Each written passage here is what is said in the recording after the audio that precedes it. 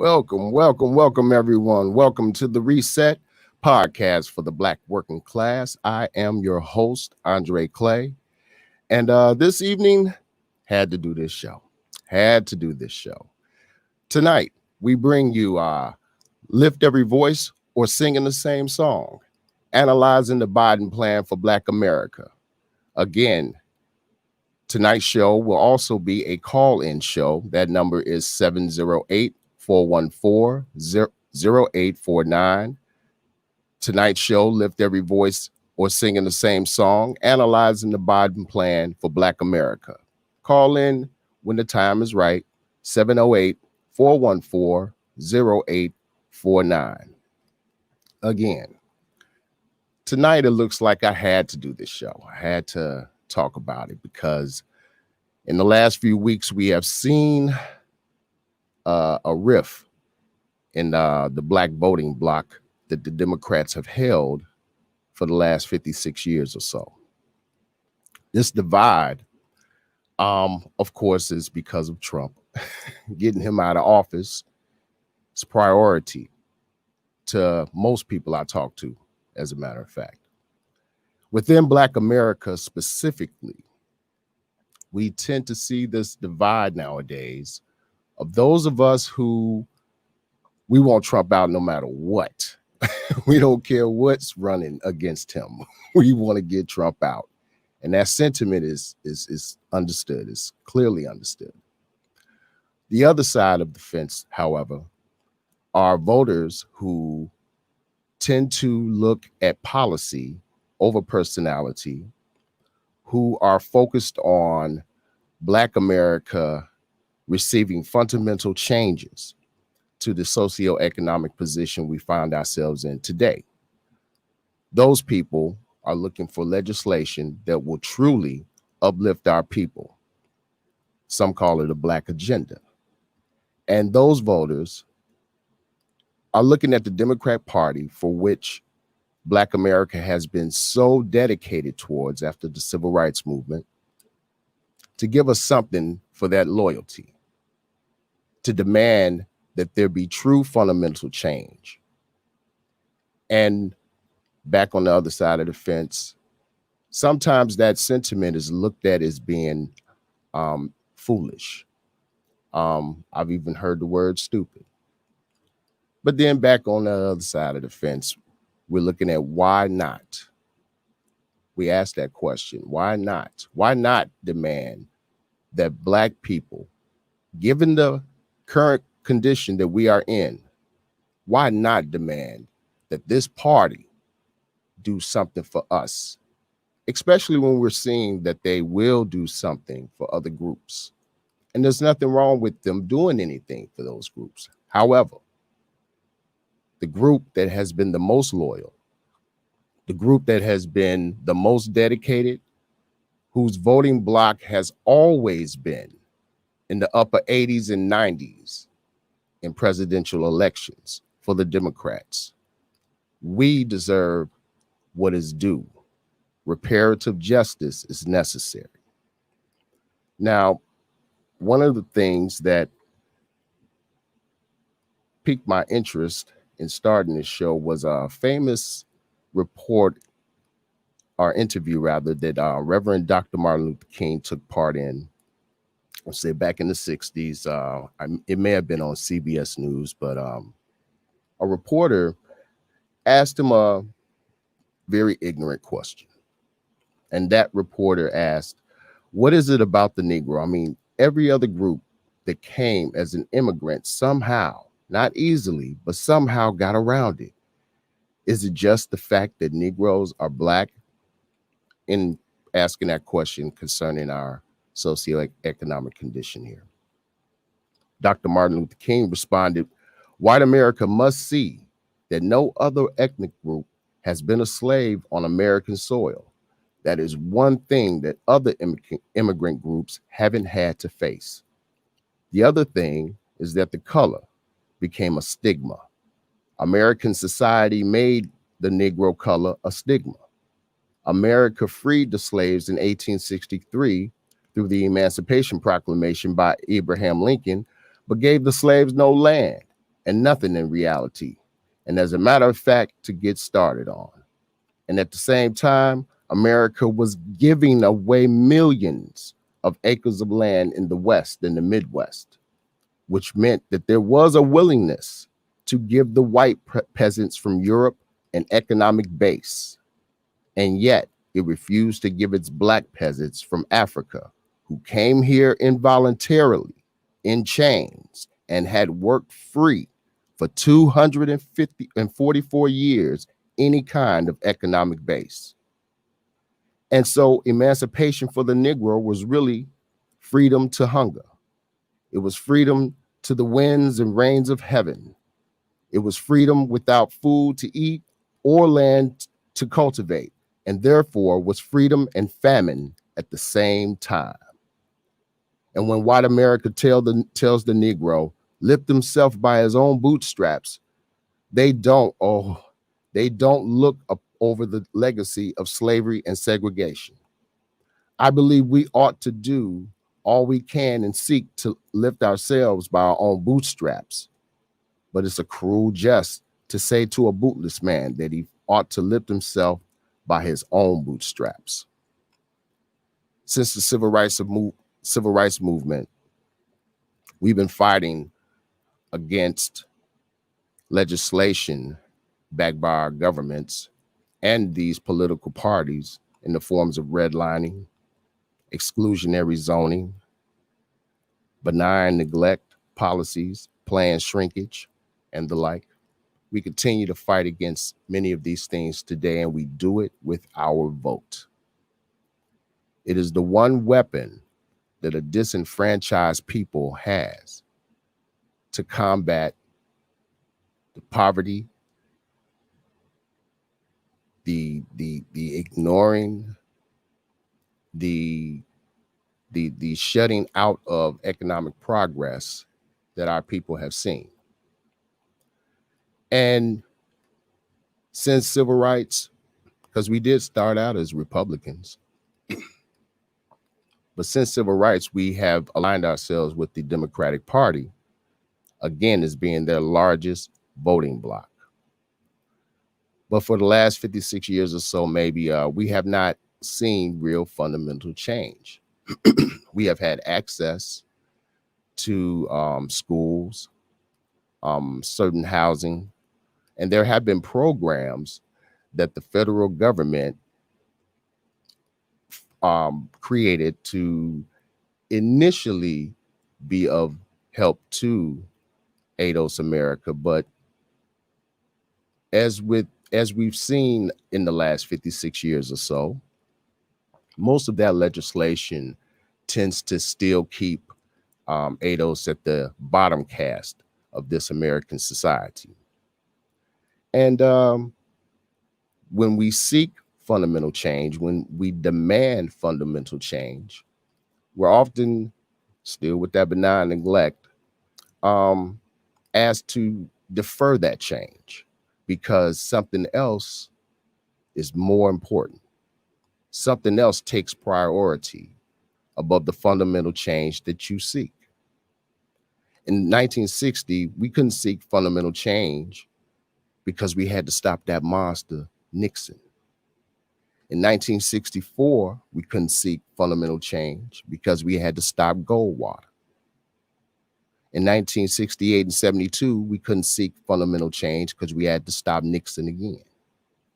In 76, we had to stop Ford. In 1980, 84, it was Reagan.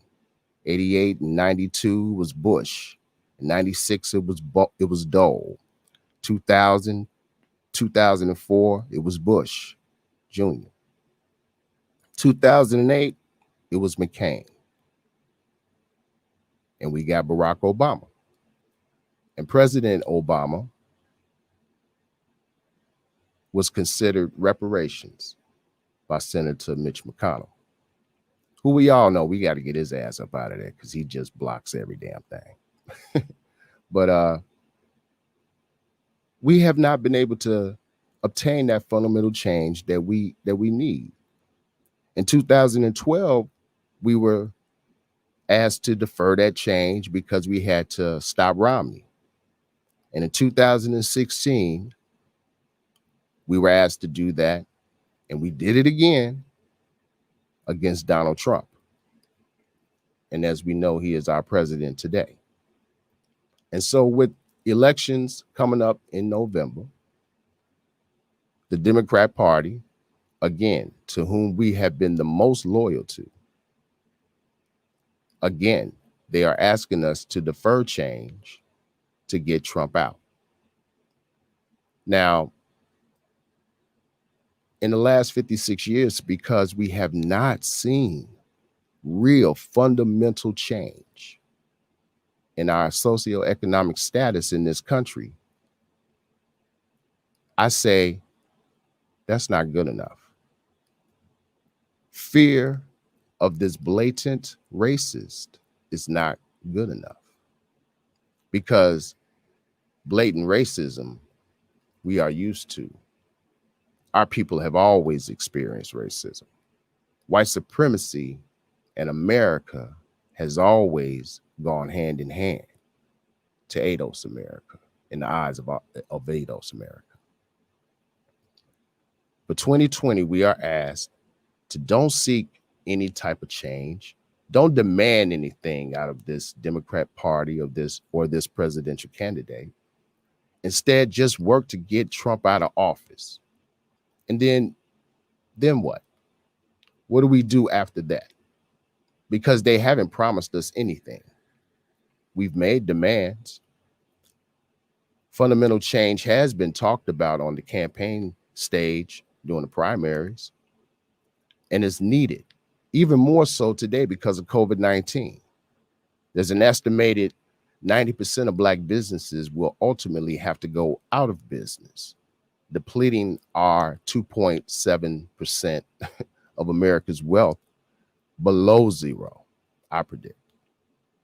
So with that being said, we're going to take a look at what presidential candidate Joe Biden has to offer Black America.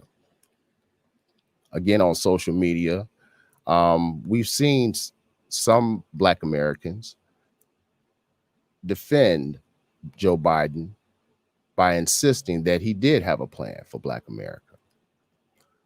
Myself, I disagreed, because I've had a chance to actually go onto the page and take a look at what he was offering.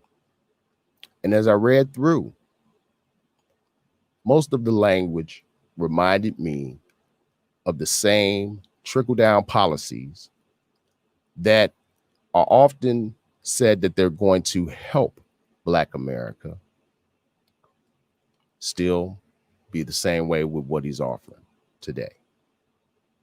Trickle-down policy. In my opinion, that's what we have. But let's take a look for yourself.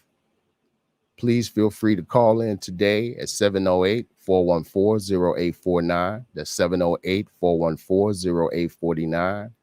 As we look at Lift Every Voice, or singing the same song, analyzing the Biden plan for Black America. That being said, let me share my screen. Okay. All right. If everyone, or if you get a chance to, log on to joebiden.com/Black America. And on here we have the Biden and Harris Lift Every Voice, the Biden plan for Black America. Joe Biden knows that African Americans can never have a fair shot at the American dream so long as entrenched disparities are allowed to quietly chip away at opportunity.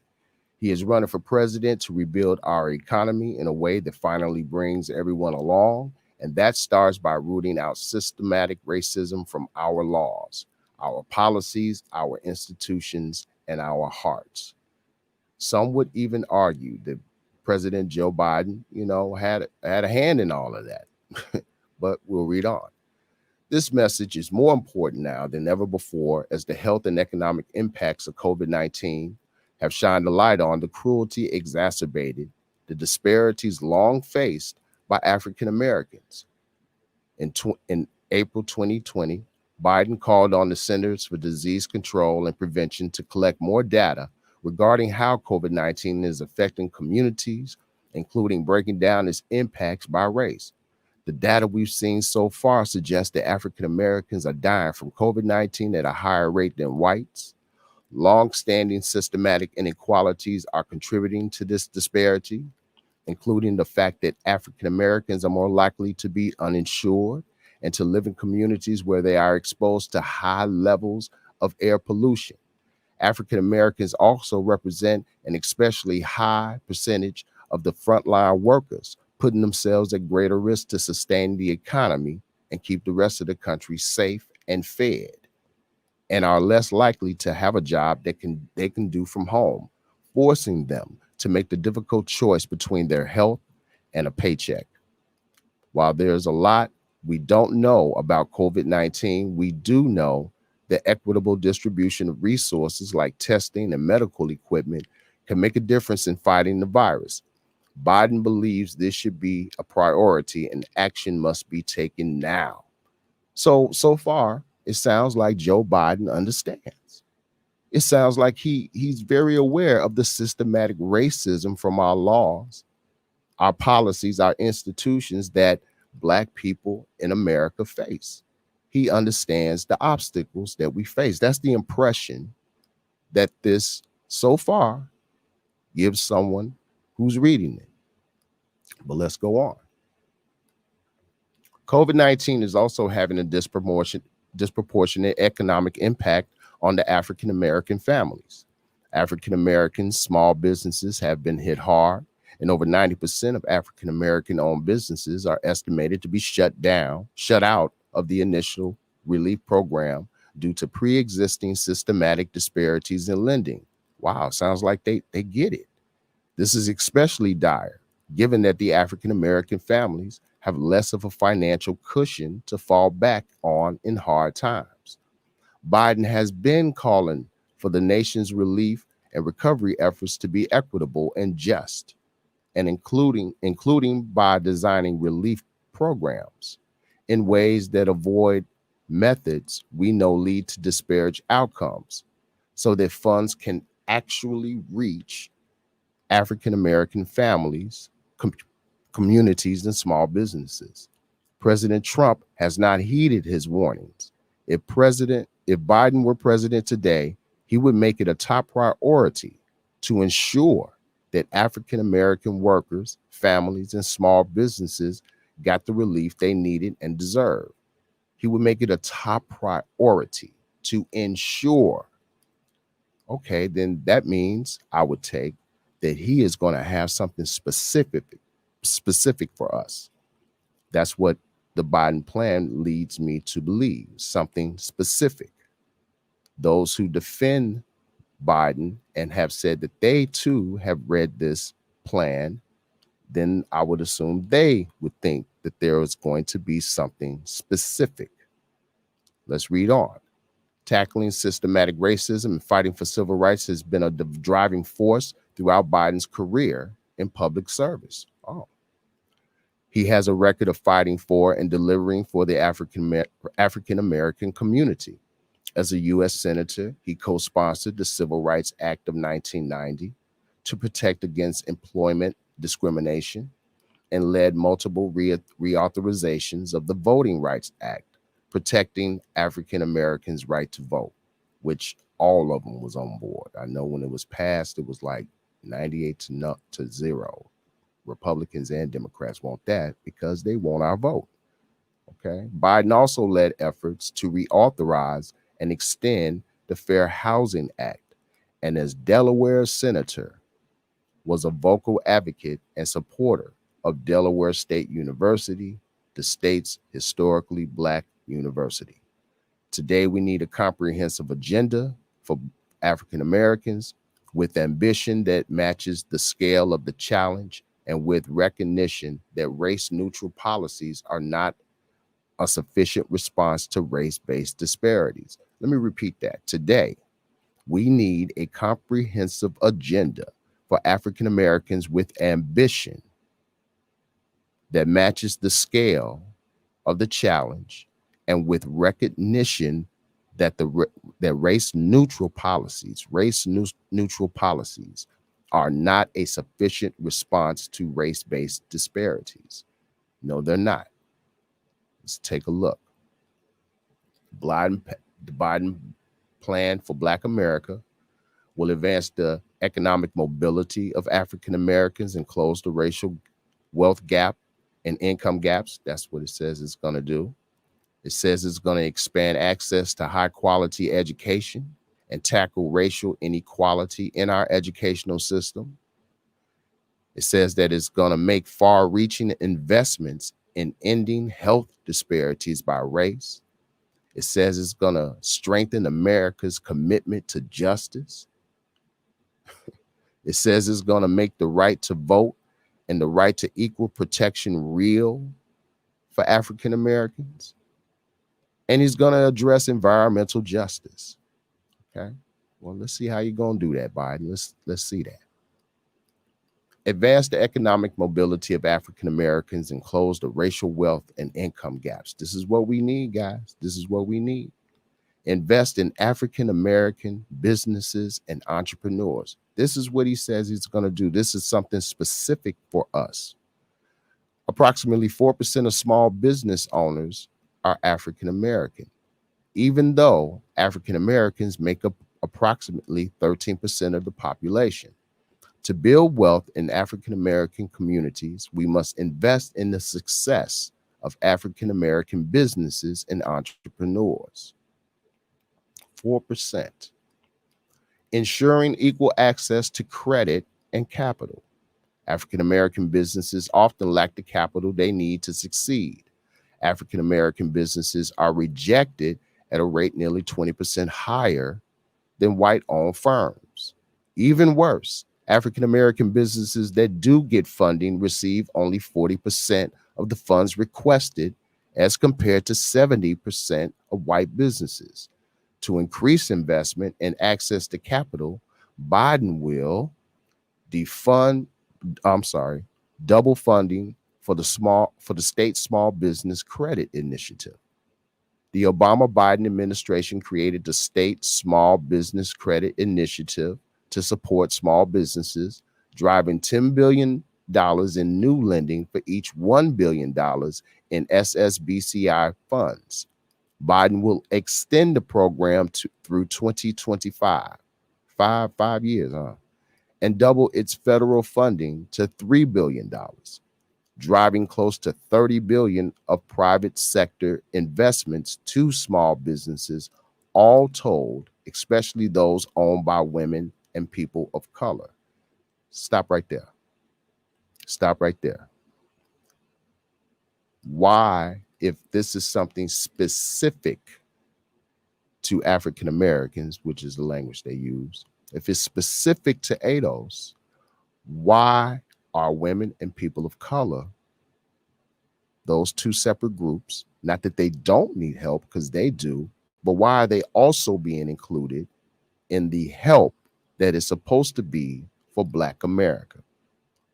I'm curious about that. Let's go on. Expand the new markets tax credit, make the program permanent, and double community development financial institutions, CDFI funding. The new markets tax credit has helped draw tens of billions of dollars in new capital to low-income communities, providing tax credit to investors in community development organizations. Let me read that again. The new markets tax credit has helped draw tens of billions of dollars in new capital to low-income communities, providing tax credit to investors in community development organizations that support everything from supermarkets to real estate projects to manufacturing plants, all of which I do not see much in Black communities.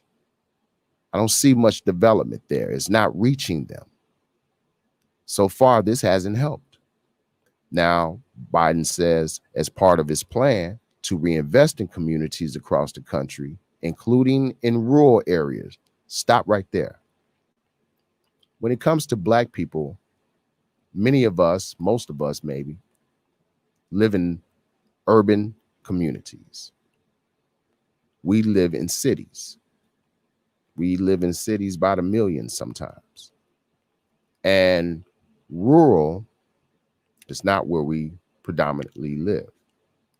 Not that rural areas don't need assistance from the federal government, they do. And Biden has a separate plan for rural areas. However, my question again is, if this is something that is specific for African Americans, specific for ADOS, why are rural areas being included when they have their own specific rural plan? Biden will also double funding for the Community Development Financial Institutions, CDIF fund, which supports local mission-driven financial institutions in low-income areas around the U.S. This builds on Biden's proposal to support entrepreneurs in small towns and rural areas by expanding both the rural micro entrepreneur assistance program and the number of rural business investment companies to help rural businesses attract capital. Why hasn't he proposed to expand urban micro entrepreneurial assistant programs and the number of urban business investment companies to help urban businesses attract capital? Why is that included in our plan? Makes me wonder, what are you actually doing? It really looks a lot like more of this trickle-down legislation that we have always seen. Let's go on. Improve and expand the small business administration programs that most effectively support African American owned businesses. So all that stuff before that I just read, that stuff really wasn't helping us, but this right here, this will do it. The Small Business Administration's SBA programs have been and remain one of the most effective ways of accessing capital for African American owned businesses. And Biden will strengthen these existing programs by, one, ensuring the SBA has the funding it needs to support African American owned businesses and others in current crisis and beyond. Trump has once again proposed a massive cut of 25% in the SBA budget for fiscal year 2021, including a 35% cut in funding to small business development centers, a 20% cut to the SBA micro loan program, and significantly increased fees for the 7A loan program, which is SBA's main loan program for small businesses. Again, this trickle-down policy is not being very specific when it comes to ADOS America. Making permanent the successful Community Advantage loan program, as if we already had money to get these loans, originally created during the Obama-Biden administration. The program, which provides capital for startups and growing small businesses located in particularly underserved communities. What about Black communities through CDFIs and other mission-driven lenders? Has been run as a pilot program since 2011. Biden will make this program permanent and reverse rules enacted by the Trump administration that are making it more difficult for lenders to participate in the program and lend to African American owned businesses and other businesses located in other underserved communities. Why are other businesses included in this? Increase opportunities for African American owned businesses to obtain or participate in federal contracts. Not very knowledgeable of many Black owned businesses that have federal contracts, but I think this is good. In the aftermath of the 2000 and 2008 financial crisis, well over 100 billion of federal prime contracting dollars were awarded to minority-owned small businesses. And between 2013 and 2016, the Obama-Biden administration increased federal prime contract dollars going to small disadvantaged businesses by nearly 30%, from 30.6 billion to 39.1 billion. The Obama-Biden administration also created an interagency task force on federal contracting opportunities for small businesses, which included a focus on contracting opportunities for minority-owned businesses, not Black-owned businesses, but minority-owned businesses. And minorities, as we all know, they could be women, which is fine because we know that they need help, but it should not be included in what Black America needs as far as help for our community goes. It shouldn't be included at all. I want to keep reading more of that. I want to come down here to increase funding for the Minority Business Development Agency budget. MBDA plays a critical role in supporting the development and growth of minority-owned businesses across the country, not Black-owned, minority-owned, as well as providing needed assistance to federal and state agencies so that they award minority-owned businesses, not Black-owned businesses, procurement contracts. The Trump administration has pushed for a 75% cut in MBDA's budget. Biden would protect and call for increased funding for it. All tides lift all boats. This so far is what this looks like. If I'm wrong, tell me where I'm wrong. Protect small and disadvantaged businesses from federal and state contract bundling, which often locks out African-American owned smaller firms from effectively bidding on procurement contracts. So this has been going on. They've been getting locked out in his own language, in the language of his own legislation proposals that he has on his website. Biden admits African-Americans have been locked out of this. They have not been able to obtain these procurement contracts. But Biden says he will build on the anti-bundling provisions of the Small Business Jobs Act of 2010 by having the Office of Management and Budget, SBA, and MBDA conduct a government-wide review of existing contract bundling to determine whether agencies are following existing rules and whether agencies have the ability to further ensure small business participation in federal and state procurement opportunities. So far, this is, and y'all too, Black people, and y'all too. If y'all can get in here, and y'all too. Well, being able to come up with capital is one of the greatest challenges that African Americans face when trying to start a business. Let's go on. Make sure economic relief because of COVID-19 reaches the African American businesses that need it most. Again, it is projected that 90% of them will likely be out of business because of this. But as it states, the first installment of the Paycheck Protection Program, PPP, largely left out minority-owned businesses. Now, wait a minute. How did that happen? The Center for Responsible Lending estimates that more than 90% of small businesses owned by people of color, not just Black people, but people of color, will not receive loans. The program is not taking into account the specific challenges that African American businesses face in accessing funding, and some have been able to, and complying with the program's requirements. Some have been able to, as I stated.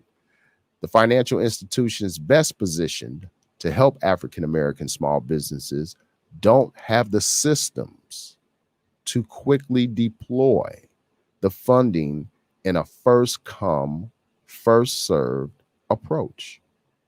What approach other than first come, first serve should they have taken? They should have started with the community who needs it most. The second phase set aside 60 billion for community banks and CDFIs as well as mid-sized banks, which can better serve smaller businesses and minority-owned firms. Again, as well as mid-sized banks, which can better serve smaller businesses and minority-owned firms, not just Black businesses. This is a good start, but more needs to be done. He goes on to say, provide African-American entrepreneurs and other small business owners technical assistance to help them apply for funding, as well as legal and accounting support to ensure their documentation, such as their financial records, tax filings, and other legal documents, is all in correct order. Trump administration and Congress should provide an additional infusion of operating capital to these CFIs and community-focused lenders to ensure all African-American entrepreneurs have access to the technical assistance and support they need. Provide African-American entrepreneurs and other small business owners technical assistance to help them apply for funding, as well as legal and accounting support to ensure the documentation. Got it. Reserve half of all PPP funds for small businesses with 50 employees or less, so the bigger and more well-connected aren't able to win in a first-come, first-served race. It should have not have been that way in the first place. While this will help the vast majority of small businesses, it should also help all minority and women-owned businesses it should help target more funding to minority-owned businesses, given 90% of all minority and women-owned businesses have fewer than 50 employees. Please forgive me. Produce a weekly dashboard.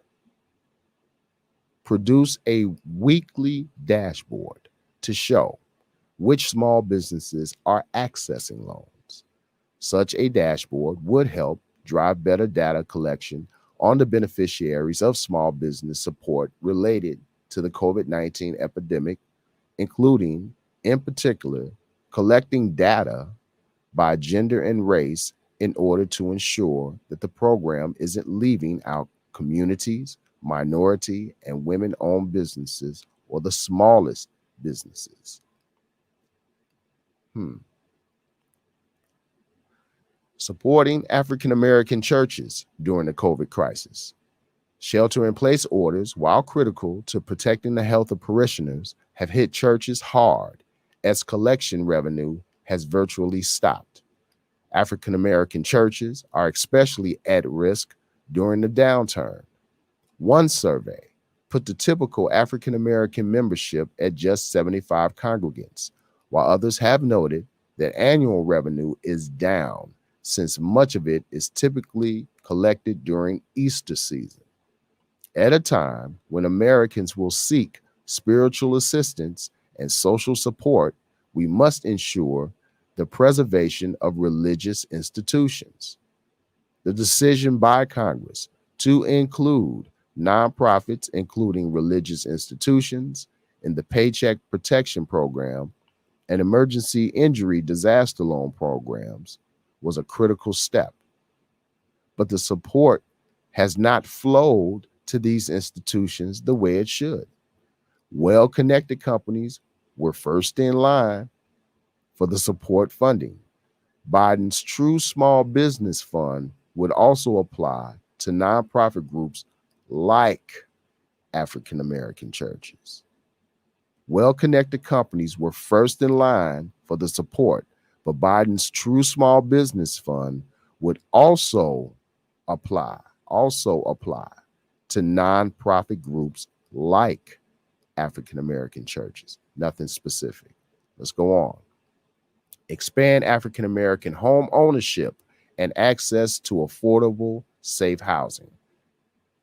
The gap between African American and white home ownership is larger today than when the Fair Housing Act was passed in 1968. And in part, that's because of when Obama, President Obama, then president, bailed out Wall Street, he ignored Main Street. And half of Black homeowners lost their homes, 50% of us. It slashed our wealth in half. That's why we're at 2.7, or at least what's projected to be 2.7 in 2053. Now, this has contributed to a jaw-dropping racial wealth gap, nearly 1,000% between median white and African American households. Now, because home ownership is how most families save and build wealth, the disparity in home ownership is a central driver of the racial wealth gap. As president, Biden will invest $640 billion over 10 years so every American has access to housing that is affordable, stable, safe and healthy, accessible, energy efficient and resilient, and located near good schools and with reasonable commute to their jobs. Stop right there. $640 billion over 10 years. So every African American has access to housing that is affordable, stable, safe, healthy, blah, blah, blah, blah, blah. More trickle down legislation. That's what this is. Nothing specific. Although they will plant African American in the language of what we're reading, although they will plant the word Black or something like that in the language of what we're reading, it doesn't mean that this is specifically for us. It doesn't mean that. And I'm hard pressed for anyone to prove to me that it is. Let's go on. Help families buy their first home and build wealth by creating a new refundable, advanceable tax credit of up to $15,000. Building off of a temporary tax credit expanded as part of the Recovery Act, this tax credit will be permanent and advanceable, meaning that home buyers receive the tax credit when they make the purchase instead of waiting to receive the assistance when they file taxes the following year. Okay? Tackle racial bias that leads to homes in communities of color being assessed by appraisers below their fair value. Housing in communities primarily comprised of people of color is valued at tens of thousands of dollars below majority white communities, even when all other factors are the same, contributing to the racial wealth gap. To counteract this racial bias, Biden will establish a national standard for housing appraisals that ensure appraisers have adequate training and a full appreciation of neighborhoods and do not hold implicit biases because of lack of community understanding. I just saw a post last week of a interracial couple who learned that by taking down from inside the home any hints of a African American ADOS living there, their house was assessed hundreds of thousands of dollars more. It's amazing. But I like to see how he's going to do that. Nothing specific, as we see. This is more of, this will help you too, Black people, type of legislation. Let's go on. Roll back Trump administration policies, gutting fair lending and fair housing protections, strong enforce fair credit reporting laws, and create a new public credit reporting agency. More bureaucracy. Being able to obtain a credit report is a critical step for home ownership. Biden has long been an advocate for eliminating discrimination in the provisions of credit, including his legislation amending the Equal Credit Opportunity Act, which prohibited creditors from discriminating against consumer applicants for credit. I don't think that's working. Today's credit reports, which are issued by just 3 large private companies, are rife with problems. They often contain errors. They leave many credit invisible due to the sources used to generate a credit score. And they contribute to racial disparities, widening the African American home ownership gap. Now, Biden will create a new public reporting agency within the Consumer Federal Protection Bureau to provide consumers with a government option that seeks to minimize racial disparities, for example, by ensuring the algorithms used for credit scoring don't have a discriminatory impact. And by accepting non-traditional sources of data like rental history and utility bills to establish credit. Now that could help poorer Black communities. It could. Protect homeowners and renters from abusive lenders and landlords through a new homeowner and rental bill of rights.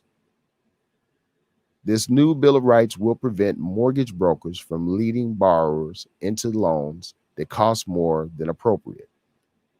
Prevent mortgage services from advancing to foreclosure when the homeowner is in the process of receiving a loan modification.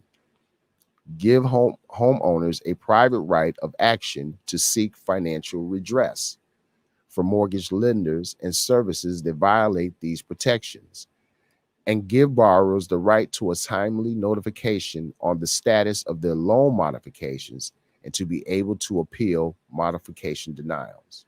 Now, for those of us who are homeowners, this may seem to be of help, but again, most Black people are not homeowners. Something like this overwhelmingly will benefit white America. Why? Which, I'm not against any type of assistance that can be given to the American people. I don't care what color you are. But what I don't understand is why is that particularly in this part of his website? Something specific for Black homeowners needs to be done. It need not be included in the Biden plan for Black America if it is not specific to Black people. Let's go on. Roll back Trump administration policies gutting fair lending and fair housing protections for homeowners. Give local elected officials, once again, give local elected officials the tools and resources they need to combat gentrification. Biden will implement the Obama-Biden administration's affirmatively furthering fair housing rule, which requires communities receiving certain federal funding to proactively examine housing patterns and identify and address policies that have a discriminatory effect. The Trump administration suspended this rule in 2018. Biden will ensure effective and rigorous enforcement of the Fair Housing Act and the Home Mortgage Disclosure Act. And he will reinstate the federal risk sharing programs, which has helped secure financing for thousands of affordable rental housing units in partnership with housing finance agencies. That's going to be interesting. Hold financial institutions accountable for discriminatory practices in the housing market. In 2013, the Obama-Biden administration codified a long-standing court-supported view that lending practices that have a discriminatory effect can be challenged, even if discrimination was not explicit. But now the Trump administration is seeking to gut this disparate impact standard by significantly increasing the burden of proof for those claiming discrimination. Gut the disparate impact standard by significantly increasing the burden of proof for those claiming discrimination. In the Biden administration, this change will be reversed to ensure financial institutions are held accountable for serving all customers. Restore the federal government's power to enforce settlements against discriminatory lenders. The Trump administration has stripped the Office of Fair Lending and Equal Opportunity, a provision of the Consumer Financial Protection Bureau, of its power to enforce settlements against lenders found to have discriminated against borrowers. For example, by charging significantly higher interest rates for people of color than white individuals. Biden will return power to the division so it can protect customers from discrimination. I think that's good. I think that's fine, but the damage has really already been done by this. This has been going on for years. Reversing it right now is fine, but there needs to be some sort of recourse for past discriminations, in my opinion. Strengthen and expand the Community Reinvestment Act to ensure that our nation's banks and non-bank financial services institutions are serving all communities. Nothing specific, but the Community Reinvestment Act currently regulates banks, but does little to ensure that fintechs and non-bank lenders are providing responsible access to all members of the community. On top of that gap, the Trump administration is proposing to weaken the law by allowing lenders to receive a passing rating if the lenders are excluding many neighborhoods and borrowers. Biden will expand the Community Reinvestment Act to apply to mortgage and insurance companies, to add a requirement for financial services institutions to provide a statement outlining their commitment to the public interest, and importantly, to close loopholes that would allow these institutions to avoid lending and investing in all of the communities they serve. Eliminate local and state housing regulations that perpetuate discrimination. Not going to read through all of that. Increase access to affordable housing. Biden will invest in expanding the supply of affordable housing by establishing a $100 billion affordable housing fund to construct and upgrade affordable housing, more trickle-down legislation, providing tax incentives for the construction of more affordable housing in communities that need it most. Protect homeowners during the COVID-19 crisis. Promote equitable wealth building and a more secure retirement. The typical white family holds approximately 10 times the wealth as the typical African American's family, a disparity that dramatically increased over the past half century. I wonder why. Today, the typical wealth of a white family is $171,000 compared to just $17,600 for the typical African American family. This inequality means that African American families have insufficient wealth to enjoy a secure retirement. In fact, in 2016, the average African American family had just $25,000 saved for retirement, due in part to a retirement savings system that affords limited incentives for middle-class African American families to save for retirement. To make U.S. retirement systems more secure and equitable, Biden will equalize the tax benefit of defined contribution plans. The current tax benefits for retirement savings are based on the concept of deferral, whereby savings get to exclude their retirement contributions from tax, see their savings grow tax-free, and then pay taxes when they withdraw their money from the account. This system provides upper income families with a much stronger tax break for saving and a limited benefit for middle class and other workers with lower earnings. The Biden plan will equalize benefits across the income scale so that low and middle income workers will also get a tax break when they put money away for retirement. I don't think we should be paying taxes on any of the money that we save at all. Again, this is just more legislation that can benefit us, but it is not specific to us. Maybe this is remove penalties for caregivers who want to save for retirement. African Americans are more likely to be caregivers than whites. They also bear disproportionate caregiving responsibilities relative to white caregivers. Biden will support informal caregivers by allowing them to catch up contributions to retirement accounts, even if they're not earning income in the formal labor market, as has been proposed in bipartisan legislation by Representatives Jackie Walorski and Harley Rouda. I think that's the name. Give small businesses a tax break for starting a retirement plan and giving workers the chance to save at work. Half of American workers lack access to a retirement plan at work. Biden calls for widespread adoption of American work savings plans and offers tax credits to small businesses to offset much of the cost.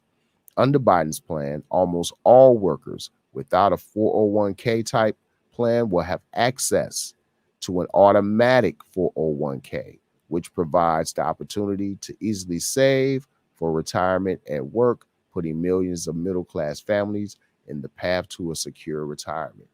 I like that idea. However, it's going to kind of hurt those who are not, who have a low wage.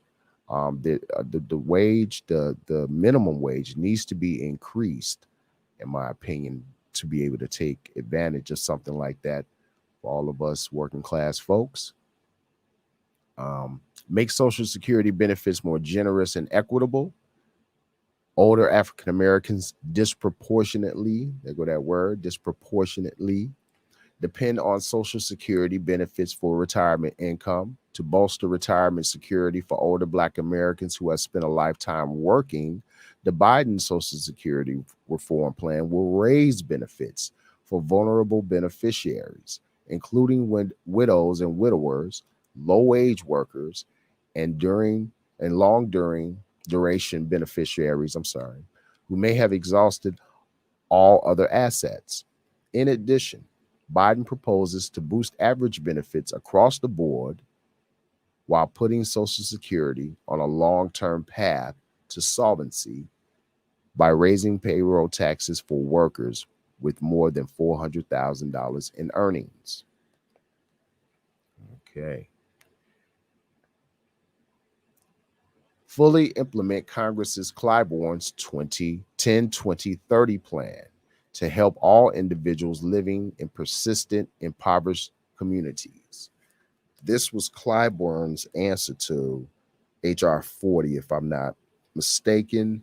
This was a plan that I'm not sure got much steam in the House, but Biden likes it. To tackle persistent poverty in all communities in both urban and rural America, Vice President Biden supports applying Congressman James Clyburn 10-20-30 formula to all federal programs, targeting funds to census tract with persistent poverty.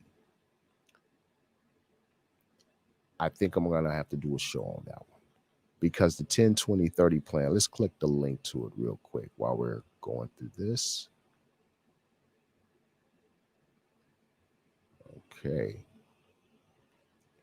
Clyburn Booker announced major legislation to fight poverty in America. October 2018. Washington, D.C., the U.S. Housing Authority, Democratic leader James Clyburn today announced the introduction of a major new plan that will expand the successful 10-20-30 anti-poverty formula to a significantly larger group of federal accounts to ensure more funds are targeted to persistent poverty communities without raising taxes or adding to the deficit.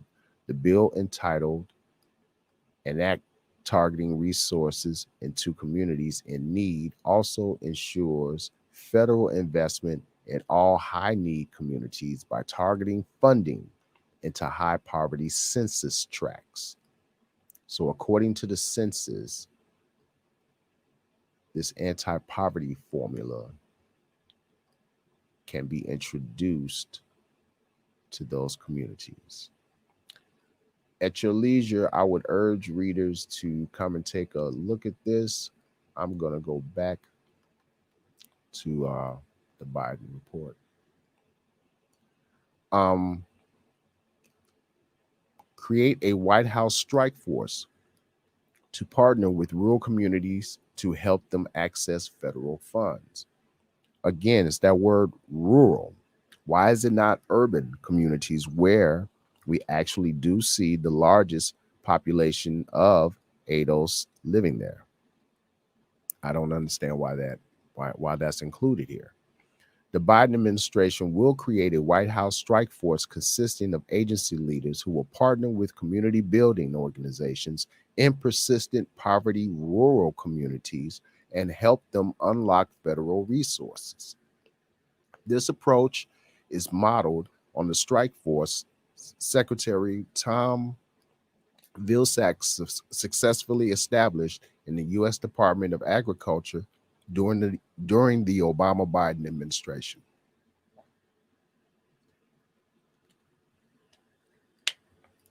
Excuse me. Drive additional capital. Excuse me. Drive additional capital into low-income communities to spur the development of low-income housing. The new markets tax credit draws in $8 of private investments for every $1 of federal investment in low-income communities by providing tax credits to investors in community development organizations that support everything from supermarkets to real estate projects to manufacturing plants. Biden will expand the program to provide $5 billion in support every year and will make the program permanent so communities can take the credit into account in their long-term planning. Again, this is more legislation that does not have a direct impact on the average ADOS American, but we will go on. Build and modernize infrastructure in communities that need it most. Biden has offered a transformational $1.3 trillion plan to create millions of good paying jobs, union jobs, roads, ports, waterways, schools,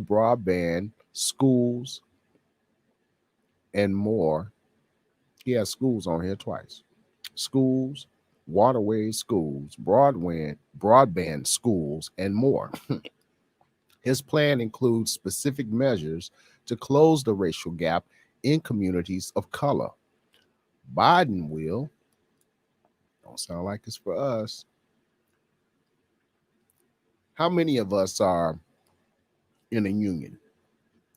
How many of us do you see working on the highways, building roads, ports? How many of us do we actually see out there? Let's go on.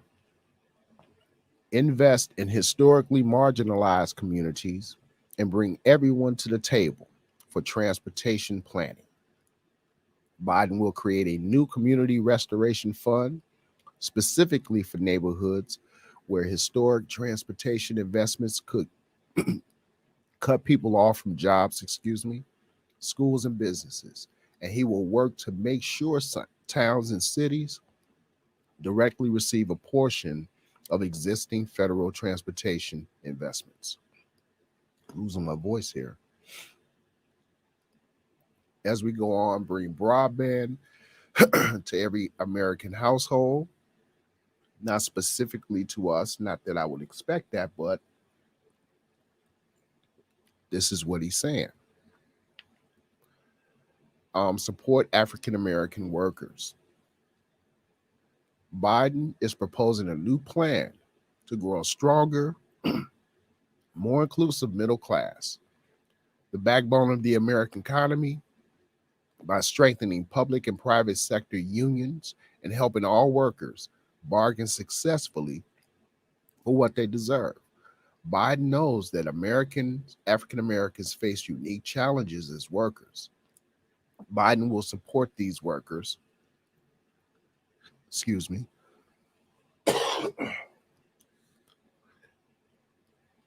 fight for equal pay. African American women earn 61 cents for every dollar earned by white women in 2017. This totals $23,653 less in earnings in a year and $946,120 less in a lifetime. The Obama-Biden administration protected more workers against retaliation for discussing wages and required employers to collect and report wage gaps to the federal government.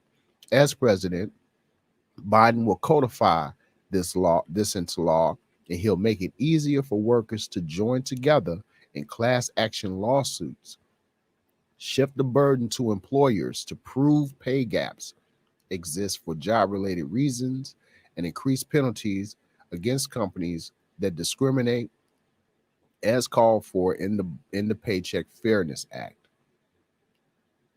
Why this is good, I don't know why it is included in this section of his website.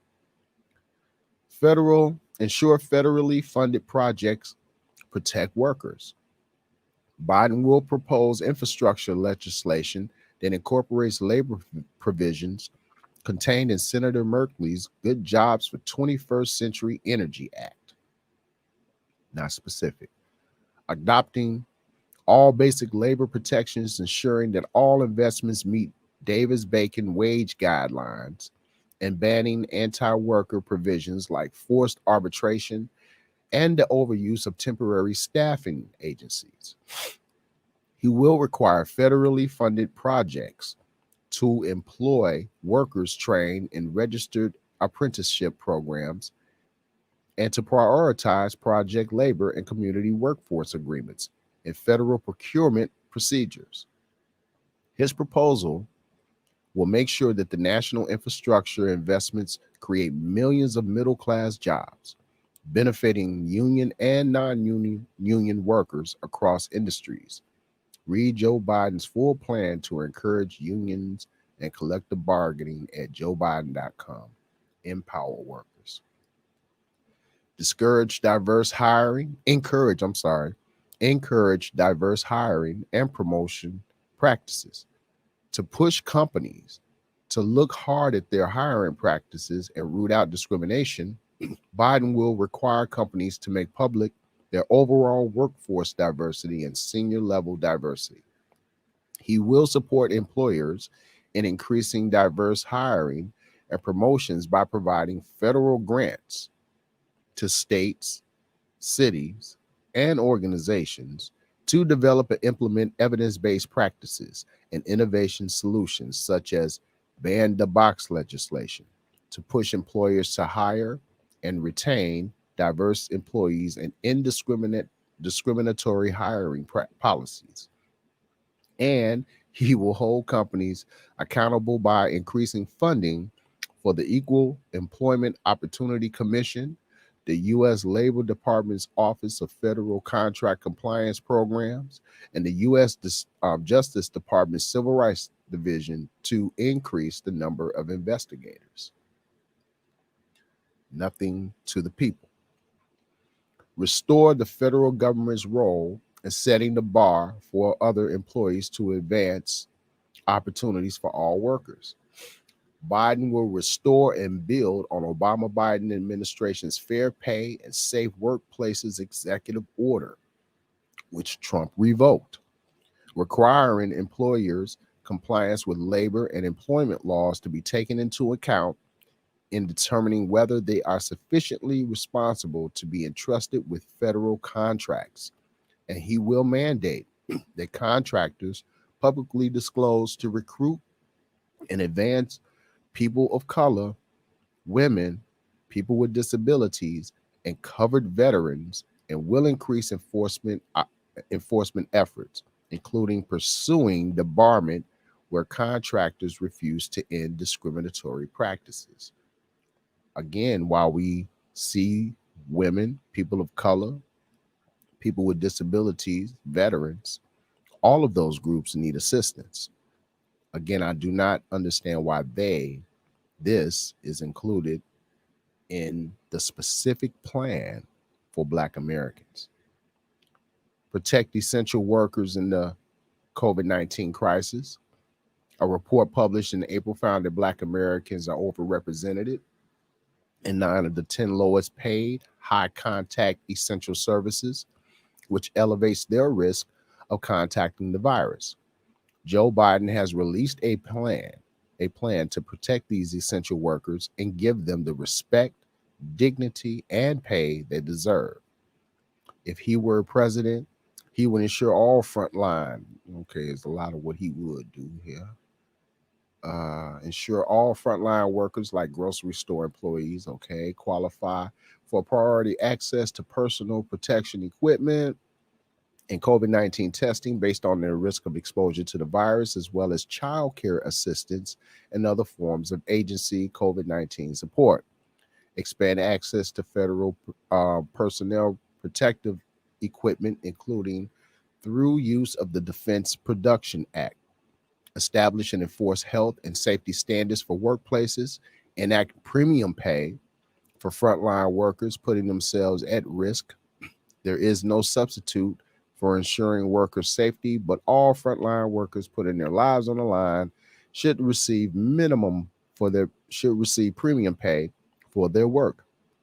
This premium pay should be in addition to the paid sick leave and caregiving leave for every worker, which Biden called for in his plan, and $15 minimum wage for all workers.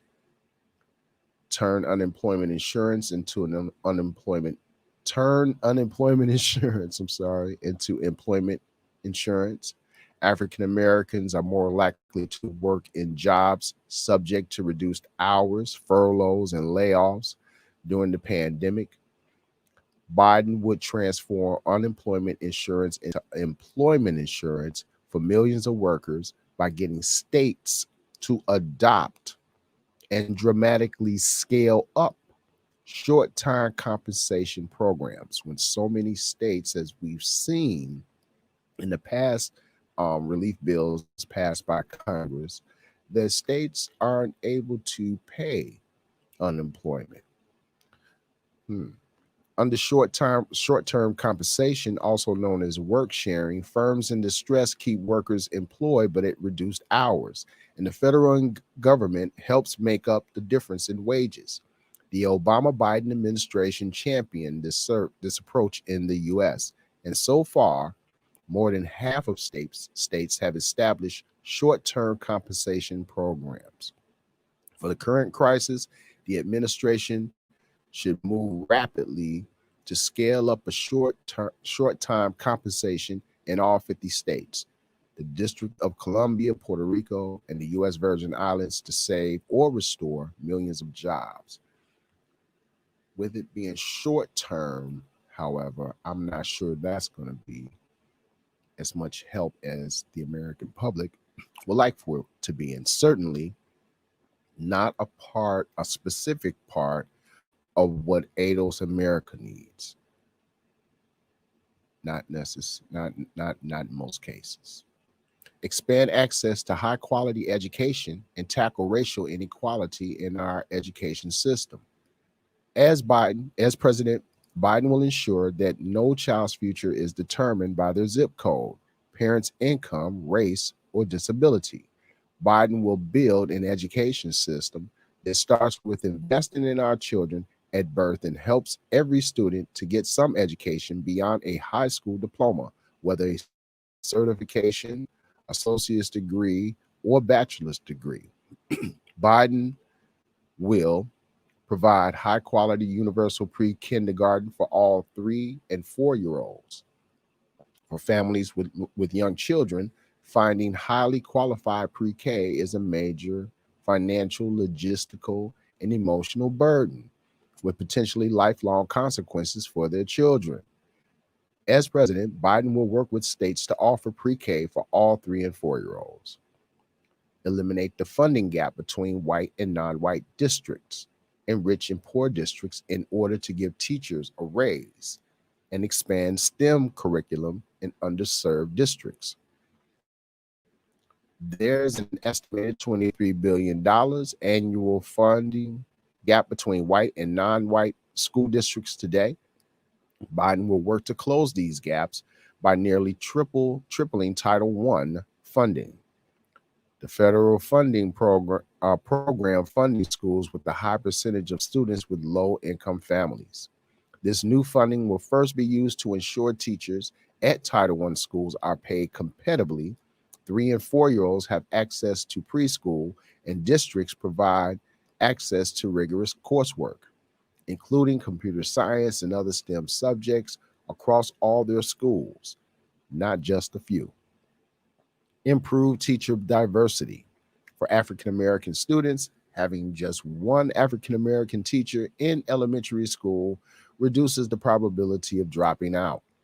Biden will support more initiative approaches to recruiting teachers of color, including supporting high school students in accessing dual enrollment classes that give them an edge in teacher preparation programs, helping paraprofessionals work towards their teaching certificates, and working with historically Black colleges and universities and minority serving institutions to recruit and prepare teachers. I think the last stat I remember is up to, I think it's like between 80 and 90% of the teachers that teach our children are white women.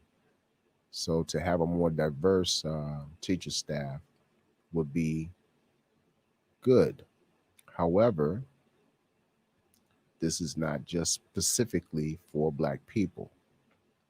Reinstate the Obama-Biden administration's action to diversify our schools.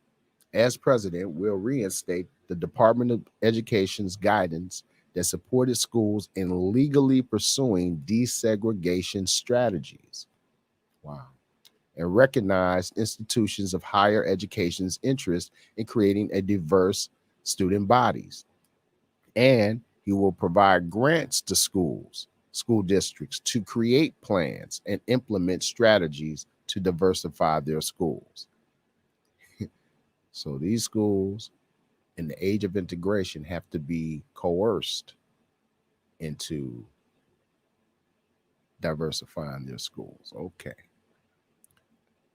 Ensure that African American students are not inappropriately identified as having disabilities, while also ensuring that African American students with disabilities have the support that they need.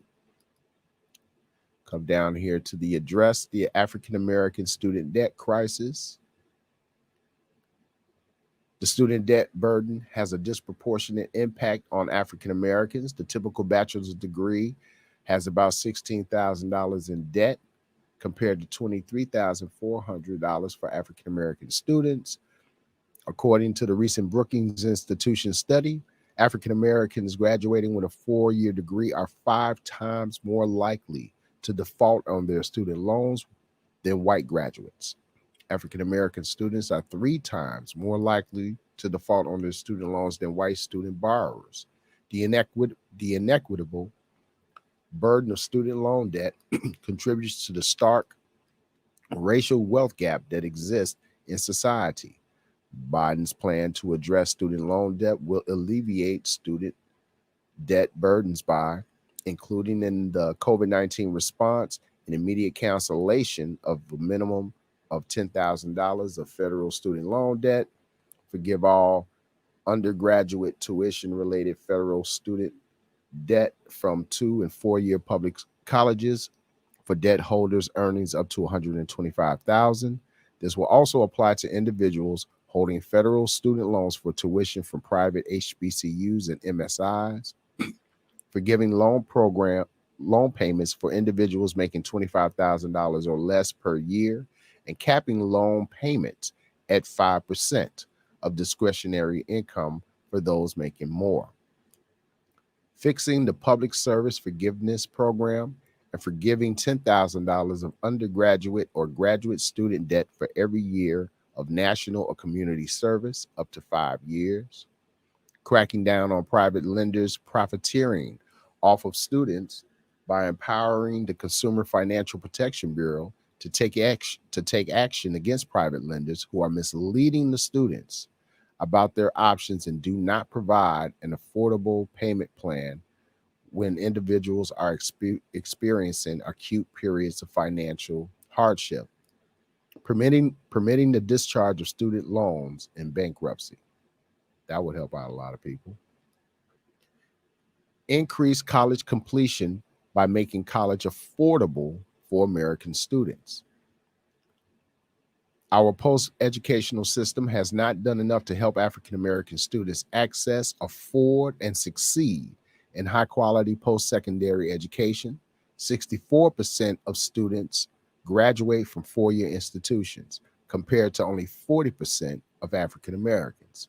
To help African Americans students access and complete college, Biden says he will make public colleges and universities tuition free for all students whose families' incomes are below 125,000, including students at public HBCUs, providing 2 years of community college or other high-quality training programs that without debt for any hardworking individual looking to learn and improve their skills to keep up with the changing nature of work. This commitment includes 2-year public HBCUs. Individuals will also be able to use these funds to pursue training programs that have a track record of participants completing their programs and securing good jobs, and including adults who have never had the chance to pursue additional education beyond high school or who need to learn a new skill. Targeting additional finance support to low income and middle class individuals by doubling the maximum value of Pell Grants, significantly increase the number of middle class Americans who can participate in the program. According to the Department of Education, almost 60% of African Americans receive a Pell Grant during the 2015-2016 academic year. Biden will also restore formerly incarcerated individuals' eligibility for Pell. Again, nothing specific for us. They will mention us in the problem, but then when the solution hits, is more of that one tie lift all boats type of thing. We can go on about the HBCUs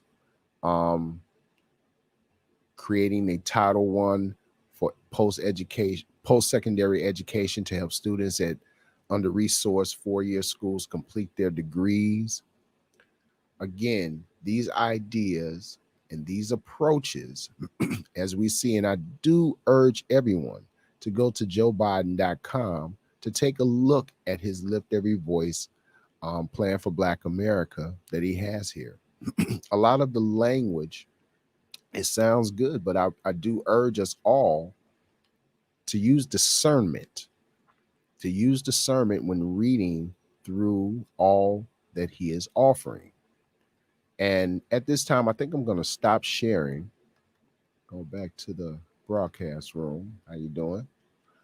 And I do want to read some of the comments from some of the folks online. Miss Tucker, Monica Tucker says, exactly, we have been there. We have been the most dedicated, especially to the Democrat Party. ADOS, leverage the vote, local, state, national. Any person running for office should answer the question, do you believe in reparations for ADOS? We're being used again. As much as I want Trump out of office. We missed the mark again by not endorsing a candidate whose goal is to fight reparations. Monica, I think I have to agree. I think I have to agree. Curtis Brooks, hey bro, I read that too. The couple that removed the black artifacts. Yes, that article I saw last week, I was, not surprised really, because it's not the first time that we heard about this in the black community. Um, some of us have been told about this. I knew it's something that a friend of mine who was able to purchase property before me, um, he was in an interracial relationship, and that's what they had to do. Had to be like he wasn't even there in order for their house to be assessed at a decent value. Unions they are gone. Curtis Brooks was saying, is there a time frame for when this is going to happen?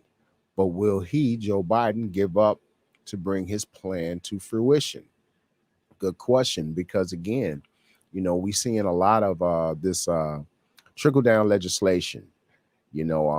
It's really what is the majority of the language from what I've been reading from his plan for Black America. On the site itself, he has plans for other groups, other areas of the country. He does have specifics. However, again, when it comes down to Black America, many of us are feeling like he's doing more for those groups than he should, than what's being done. Not that he should, but for what's being done, for those of us who are part of ADOS, those of us who are here because our ancestors were forced to come here and work for free. It's unfortunate that this country has chosen not to take us seriously. A lot of the violence that we've seen, a lot of the rioting that we've seen, a lot of the looting, as criminal as we want to label it, is a result, in part, on the disparities that we have generationally have had to experience in this country. Despite the efforts that we see this Democrat Party insisting that they're doing for us, we are not really seeing a big difference in the way that we're living. And so I implore everyone, this election, demand something in return for this vote. Our vote should be an exchange. It should not be just given away just because we're afraid of having Trump in office. My message to the Democrats, if you're really that concerned, if you're really that afraid of Trump getting a second term, then you need to give Black people what we want, what we demand, what we need. We should not be the bottom caste in this country. There should be no other groups leapfrogging us as far as success, opportunity, education. As far as any of that goes, there should be no one that's leapfrogging over any of us that are also putting forth that effort. And we need our other Black folks. What I implore everyone to try to do, we can do both. We can support the Democrat Party. And I think that those of us who are choosing not to vote unless they do, but we can support the Democrat Party if they come forth with policy prescriptions that meet our Black agenda. There's nothing wrong with demanding anything from this party. There's nothing wrong with it at all. And to make those of us who do want to demand, because we learned that lesson from when President Obama was in office. We learned the lesson that we should have been demanding something, and we should have been holding our presidential candidate, all of our political leaders, if you will, accountable. They wouldn't have a job unless we cast our vote. They're supposed to work for the people, not the other way around. ADOS America, we don't owe the Democrat Party nothing. We don't owe the Republican Party nothing. These parties owe us. Our ancestors built this country and were not paid for the work that they put in. We made it possible for every other immigrant group to come here and become prosperous. Many have leapfrogged over the descendants of the slaves. But this is not fair. Yes, we fought and died for the right to vote. Our ancestors did this. But there was a reason that they fought and died. There was legislation to combat redlining, legislation to combat exclusionary zones that hindered and locked our people out of obtaining wealth that they were fighting against. They voted for candidates who told them that they would fight against that. There's a reason why. You don't just throw away your vote, and this Democrat Party doesn't offer anything in return. So with that being said, I'm open for anyone who wants to call in, but I think it's foolish to think that we can't do both. Support the Democrat Party, for which we have been so invested in, and to also demand something in return for our votes. The Democrat Party can't win without us. We remain the largest voting bloc. In the 2016 election, when Hillary ran against Trump, we voted for Hillary 85 to 87%. Latinx community, they voted around 66. Asian community around 66, and others, were kind of low. But the largest group that voted against Hillary was white America. We didn't put that man in office. White America did that. So all of this shaming other Black folks for seeing this election cycle and seeing these politicians and seeing these parties for what they are and being able to spot what they do is foolish. The shaming doesn't do anything. As a matter of fact, it's causing more provision. Why not demand something too? Yes, we want Trump out of office, but we don't have to just put up with nothing. One tide lifts all boats legislation, it has not worked. Show me where it has. I'd love to see it. Curtis Brooks says, I don't think many of our brothers and sisters understand how the game works. Our so-called public servants are actually paid servants. So yes, voting is very important, but we must also be willing to place our money on the right horse. I agree with you, brother. He says, and if the horse does not perform correctly, vote him or her out. Absolutely. We have to hold our politicians to, hold them accountable. And that's what those of us who are demanding real policy prescriptions, real fundamental change. That's what those of us on this side of the fence are really trying to do. Hold them accountable before we give them the job. They shouldn't be given a job if they're not going to do the damn work. It's simple as that. There's no reason for that. We should no longer ever have to put up with that. We've proven our loyalty to this party.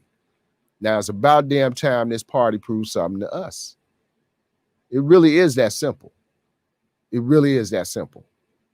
To not do it is not going to help. And to demonize those of us who do want something for our vote is foolish. It's not helping out, and it's not making us feel any shame about not casting our vote for Joe Biden. He has given us no real indication that he's going to do anything to address our specific and unique position in this country. Again, one tide lifts all boat type of legislation does not work. We got to let that go. Identity politics, we have to let that go. It's insulting when we have the Democrat Party pulling out hot sauce bottles, convincing us that they identify with our Black culture. That's insulting. It's insulting when presidential candidate Joe Biden will do an interview with Cardi B, I'd love to hear him have an interview with Ice Cube, but he won't do that. Cardi B was only there to help him draw more young voters, thinking that her celebrity alone it would be enough. But I've also talked to young people, and they want some legislation. They want to see some change. They're probably the most disenchanted of all the voters who are, who can vote, are, they have no faith in the government. So the Democratic Party, they got to do something different because 2020 looks a lot like 2016. I got a call here. Give me a moment. Hello, caller. This is Mr. Clay at the Reset. What's your name? Where you calling from? Hey, bro, what's up? Calling from Fort Worth, Texas. How you doing? What's going on? Who is this? This is Curtis, bro. How you doing, my man? What's going on with you? Absolutely, bro. How you feeling, man? How you feeling? I'm doing all right, man. Doing all right. I had to do this show and, kind of go over some of Biden's plan for Black America. I know that many of us have not taken the opportunity to actually go to the website. And, I just definitely wanted to read off, what was going on that website. What do you think about it? Man, I think, like you said, some of the same stuff that we've been getting, bro. Yeah. That's from the real. I think it's some of the same stuff we've been getting. I think that it is, it's a sham, basically. I think that, as I wrote in the comments, that we as Black people, we don't really understand how a game works. Yes, our vote is important, but we've got to put our money where our mouth is. Absolutely, I agree. Curtis, many people I've been in contact with in social circles, a lot of us are talking about voting down ballot, which basically means, other initiatives that we see on the ballot, other offices that are, up for grabs. We're voting for those folks, in our states. Mm-hmm. On the presidential level, we're not seeing how any of the policies that either one of these candidates are putting forward are right. actually going to benefit the average working class Black person in America. What do you think about right. that? About the down ballot voting strategy? Right. To be honest, man, I'm probably not as versed as you are in regards to the political space, or at least that that term downvoting the ballot. Mm-hmm. So unnecessary, can't really speak to that. Okay. But again, just kind of, I guess, more of our just understanding. I think again, diving deeper into what the candidates are saying, but then also, much like what the Republicans do, Republicans put their money where their mouth is, and that's what I think the Democrats don't do. The vote is obviously important, but you also have to spend some money on these candidates too. At least they're lobbyists, and somehow the money gets to the candidates. Absolutely. Money is important, and you see on the website they do have the buttons where you can donate money and everything. And Curtis, because I know the wealth disparities, I understand the wealth disparities that Black people have in this country. ADOS Americans have a tough time being able to dedicate or donate money to some of the candidates running. Right. They have a lot of household expenses. They have children they got to take care of, so on and so forth. So I understand the challenge of that. And so what I've always told folks, and that's why, to get you a little bit more familiar with the down ballot strategy, the vote is the only weapon that a poor family has. Okay. And the thing about it is that politician running, they need that vote if they want a job, right? Yeah. And taking that job, they have to promise to put forth legislation that will help their constituents. Well, if the vote is the only weapon that you have, you got to use it wisely. You got to use it wisely. And absolutely. Yeah. So, depending on your locale and what, the people in your community needs, You need to vote in that way. You need to vote Right. according to your interest. What do you think about that? Again, I mean, I know that most of our, there are candidates who are, who are in the political space, be it council members who eventually become congressmen or women, Right. and make their way through the ranks from that space. So I do understand. Yeah, it is initially it's a grassroots effort, if you will. Yes. And so I guess when I speak to putting our money in the candidate, yeah, I completely understand what you're saying. A lot of us, who are on that Democratic ballot, if you will, we don't have the funds, or a lot of individuals don't have the funds to respond accordingly Right. as far as donations. But again, I guess more so speaking into how the game is played, and yet that again, these individuals, whether they're coming running for councilman or woman, eventually will make their way to the House, Congress, or the Senate. Again, these all start from grassroots efforts. So that's right. Initially, there can be a way that where if we have someone in our community who's running for a congressman or who's running for a councilman or woman, at least on that level there, that local level, we can get behind them with financially. Absolutely. And if they're ready to make that move at some point to, let's say, run for mayor, again, we can get behind them financially and say, this is what we're expecting of you. That if you don't perform, we've got somebody else. It has just to be a revolving door, if you will, right, so to speak. That's right. That's and right. So it has to be someone else coming up in the ranks, and we have to be prepared because there's a lot of young people who are just sharp, man. But at the same time, I can appreciate their zealousness, but we also need to learn how the system works first. Yes, absolutely. So that's just kind of what I mean. But like I said, I do understand where you're coming from. But I think, again, initially, a lot of this comes off on a local level first, and then they make their way to the top. A councilman or woman in order to become state's attorney or whatever the case may be. But it does come up from a local level first. And then I think we need to respond accordingly by those donations that you mentioned. But again, hey, if you can't respond accordingly on our community, on behalf of our community, don't even think about running. Yep. Don't even think about running. Right. I'm with you, man. Well, I appreciate that. I appreciate that, Curtis, man. Wise words, good words, man. That's what we needed here, man. Appreciate it. I'm gonna take the next call for someone's coming in. Appreciate what you're doing, man. Appreciate you calling in, my brother. You enjoy the rest of your day. Absolutely. All right, then. Absolutely. Thank you, man. Peace, bro. Thank you, everyone, for tuning in today. Hopefully you were not bored to death, but I thought it was important that we did take a look at some of what's in Joe Biden's official plan for Black America. Again, if you are so inclined, Joe Biden's website, visit it sometime.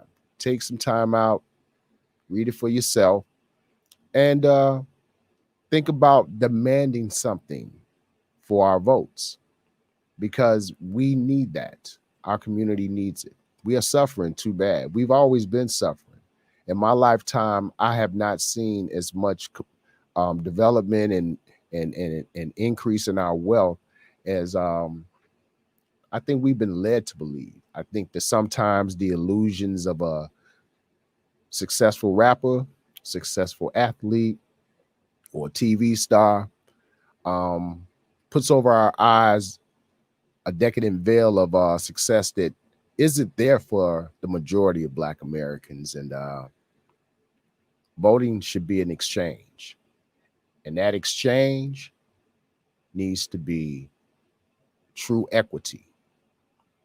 We can create our own equality, Black America. With that being said, thanks for tuning in. I'm getting ready to log off. Thanks again for tuning in to the Reset podcast for the Black working class. I am your host, Mr. Clay, and we out.